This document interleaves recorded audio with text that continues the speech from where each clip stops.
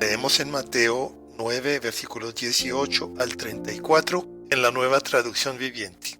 Mientras Jesús decía estas cosas, el líder de una sinagoga se le acercó y se arrodilló delante de él.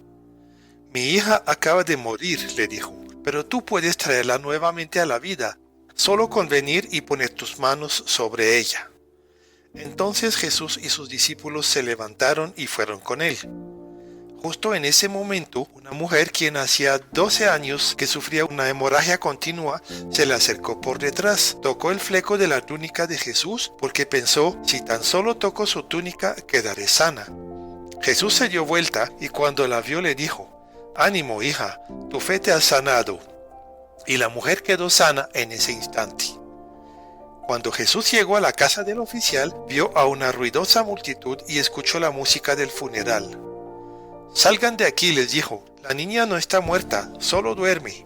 Pero la gente se rió de él. Sin embargo, una vez que hicieron salir a todos, Jesús entró y tomó la mano de la niña y ella se puso de pie. La noticia de este milagro corrió por toda la región.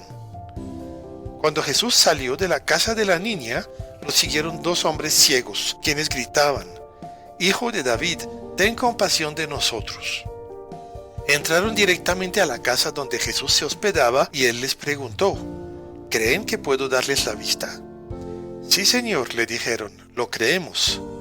Entonces él les tocó los ojos y dijo, «Debido a su fe, así se hará». Entonces sus ojos se abrieron y pudieron ver. Jesús les advirtió severamente, «No se lo cuenten a nadie». Pero ellos, en cambio, salieron e hicieron correr su fama por toda la región. Cuando se fueron, un hombre que no podía hablar, poseído por un demonio, fue llevado a Jesús. Entonces Jesús expulsó al demonio y después el hombre comenzó a hablar. Las multitudes quedaron asombradas. «Jamás sucedió algo así en Israel», exclamaron. Sin embargo, los fariseos dijeron, «Puede expulsar demonios, porque el príncipe de los demonios le da poder». En este relato encontramos 4 milagros de Jesús. De hecho, pues ya van muchos de estos milagros, que hay más que decir sobre ellos. Bueno, una cosa muy importante que noto es que cada milagro es único. Jesús no usa fórmulas o recetas. Él hace a veces cosas sorprendentes, pero no las repite y no da un formato para sanar o para liberar. En los 3 primeros casos encontramos 2 elementos en común. Uno es que fueron basados en la fe de los beneficiarios. El otro es que Jesús toca o es tocado.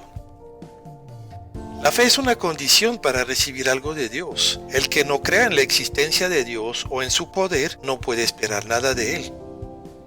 Pero muchas veces nuestra fe es pequeña y afectada de muchas dudas, y sin embargo, Dios nos bendice. En estos 3 primeros casos veremos una fe fuerte, admirable y que recibe su recompensa. Es una exhortación a creer. En cuanto al toque, Jesús puede perfectamente sanar a distancia, pero el toque físico representa por lo menos 2 cosas. Por una parte, somos seres corporales, necesitamos ser tocados. Jesús se place en tocar gente rechazada y aislada socialmente. Es una marca de cariño y una forma de devolver dignidad. Por otra parte, aunque el toque físico no es indispensable, se necesita una conexión con Dios para recibir su vida, su amor y su sanidad. O sea que de alguna forma tenemos que tocar a Dios y ser tocados por Él. Los hijos de Dios estamos conectados con Él por medio del Espíritu Santo viviendo en nosotros a cada instante de nuestras vidas. Estas primeras 2 sanidades están entrelazadas en forma muy bonita.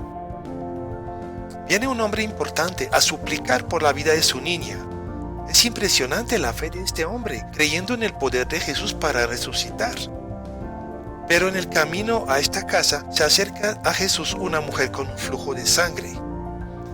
Este flujo hacía que la mujer tenía impureza ritual. No podía participar en las ceremonias judías y se dificultaba mucho su vida social. Obviamente se desangraba físicamente y se debilitaba todo el tiempo.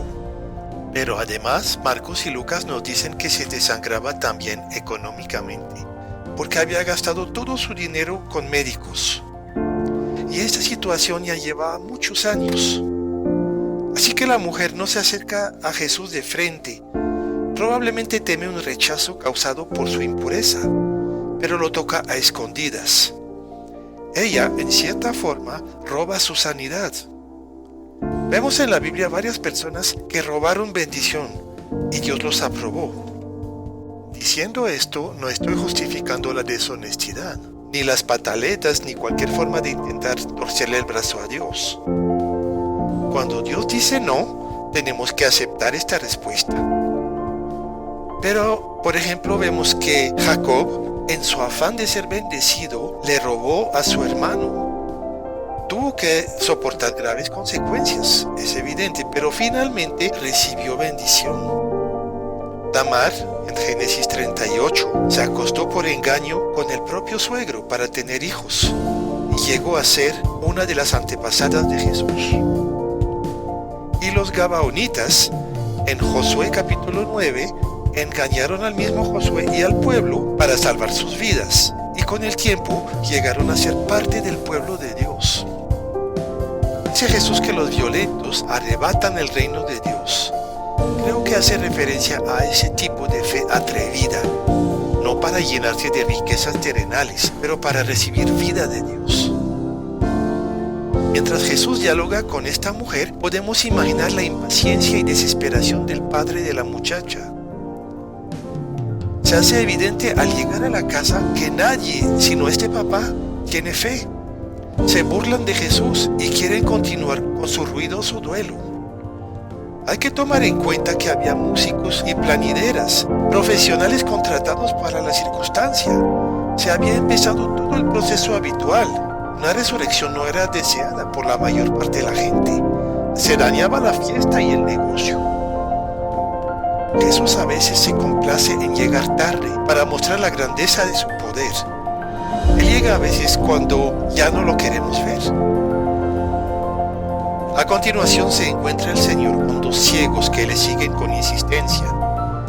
Él los sana tocando los ojos de ellos, pero también los regaña. El regaño tiene que ver con que le llamaron hijo de David. Eso suena como una declaración política. Jesús no quiere ser conocido como pretendiente al trono de Israel. Este tiempo no ha llegado todavía. Tampoco a Jesús le gusta que se hable mucho de sus milagros. Él no basa su identidad en eso. Él es el Hijo del Hombre y viene a anunciar el reino de Dios, mas no el paraíso terrenal, donde todo el mundo estaría sano y con abundancia. La gente que buscaba a Jesús principalmente por sus milagros, no le fue fiel en los tiempos de prueba. Por último, Jesús sana a un endemoniado mudo.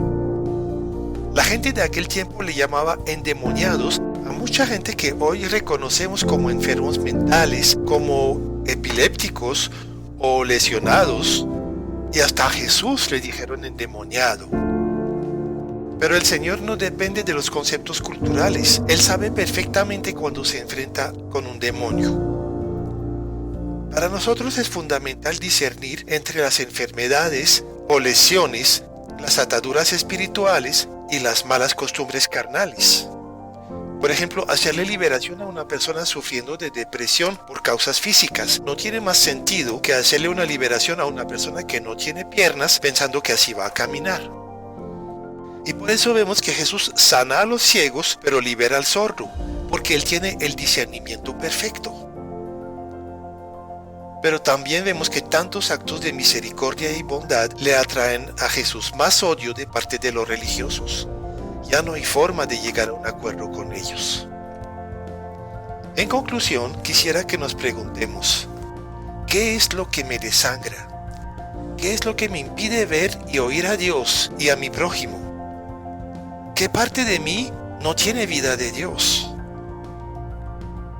Cuando empezamos a tener respuesta a esas preguntas, entramos en un proceso de sanidad.